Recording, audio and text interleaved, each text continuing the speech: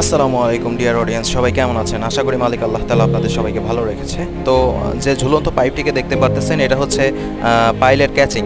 এটা যখন পাইল করা হয় তখন এটা পুঁতে দিতে হয় পুরোপুরি মাটির নিচে, যাতে মাটি কলাপস না করে।